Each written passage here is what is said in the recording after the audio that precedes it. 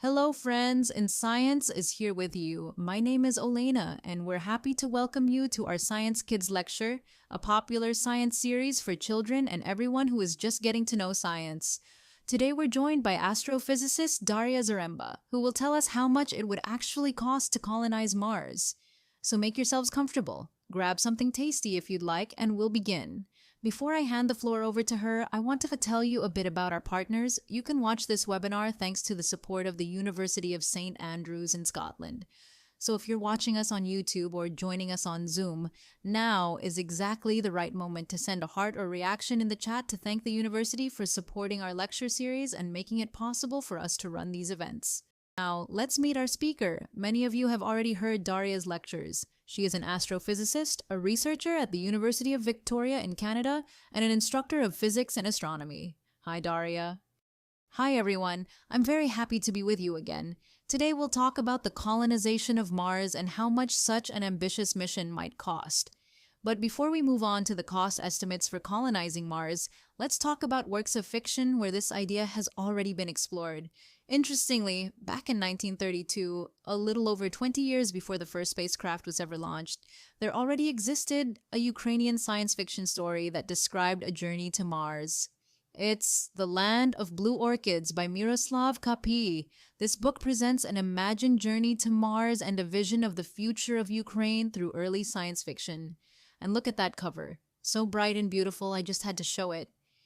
In the story, the Svyatochin Observatory unexpectedly receives a signal from space, and scientists begin to wonder whether it might be the Queen of Virginia spacecraft returning, a ship that had been sent to Mars the previous year and vanished. You'll find the answer and learn how journalist Stepan Artimenko covers the event when you read the story. Ethan.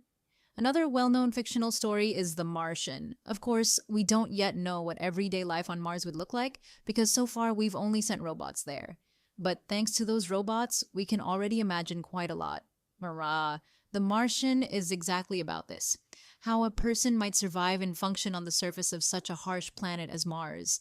So even before humanity truly began investigating Mars scientifically, the idea of living there was already being explored in fiction.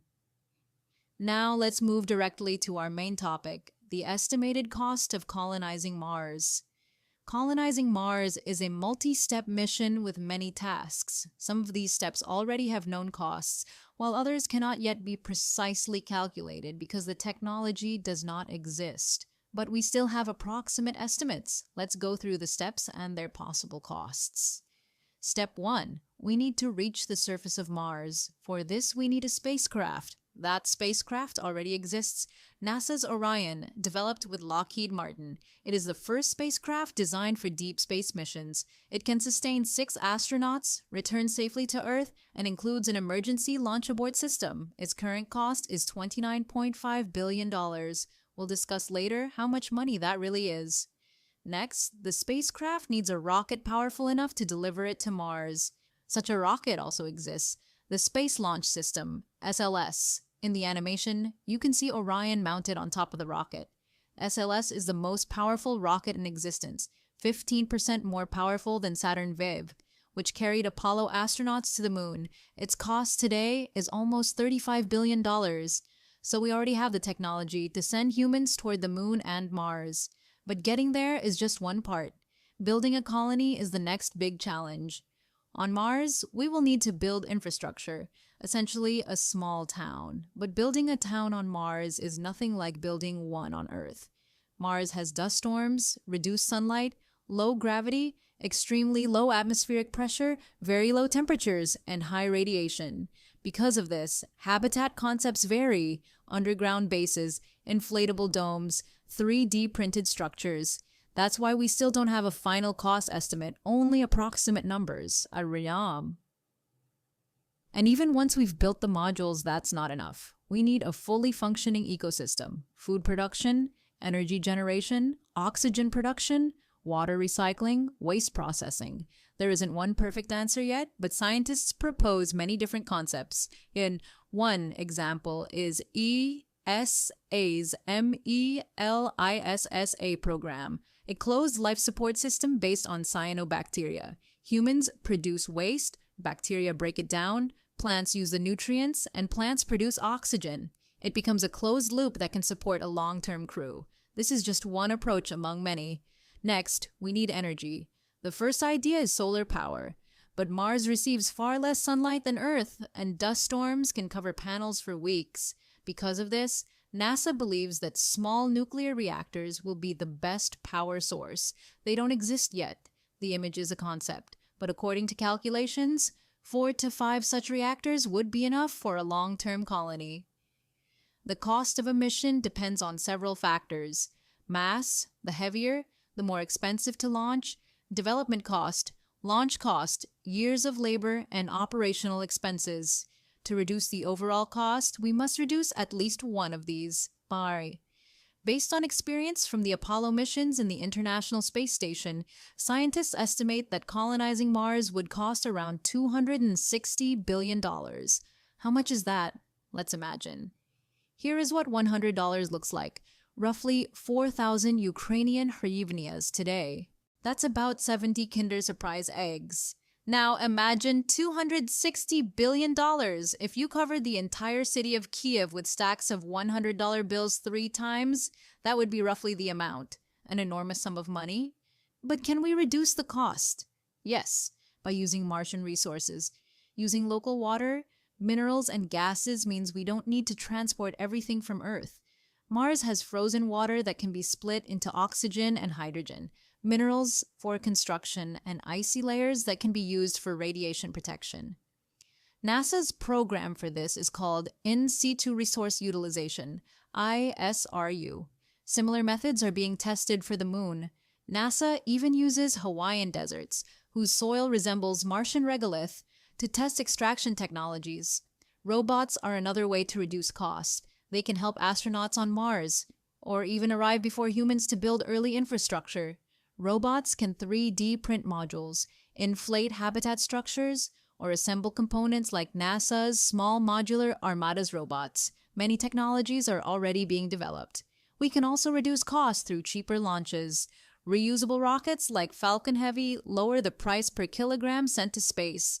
On Mars, reusable landers will also be used. They're already being designed by Lockheed Martin. Another way to reduce costs is to test all technologies on the Moon first. NASA's official plan is, we're going to Mars through the Moon. A station called Lunar Gateway will orbit the Moon, and a surface base will host astronauts. After testing systems there, similar methods will be used for Mars, with an orbital station called Mars Base Camp. It's also important to talk about opportunity cost. Every dollar spent on Mars cannot be spent on needs on Earth: healthcare, education, poverty reduction. Space exploration brings many technological benefits, but Earth has urgent problems too. There is no simple answer, but it's an important question. Now, we have a few science fiction recommendations to inspire you. The first is George and the Blue Moon by Lucy and Stephen Hawking, a story about 2 teenagers competing to become the first young astronauts flying to Mars. It combines adventure with real science. The second is Colony by Ukrainian author Max Kidruk. Set in 2014-1, it follows many characters living on Earth and Mars, and even features a powerful Ukrainian diaspora on Mars. The third is The Martian, based on the novel by Andy Weir. Astronaut Mark Watney, mistakenly presumed dead, survives alone on Mars and must use science to stay alive. And now I'll pass the floor back to Olena. Every webinar comes with a creative task. In your Cosmic Travel Diary, this new chapter is dedicated to Mars.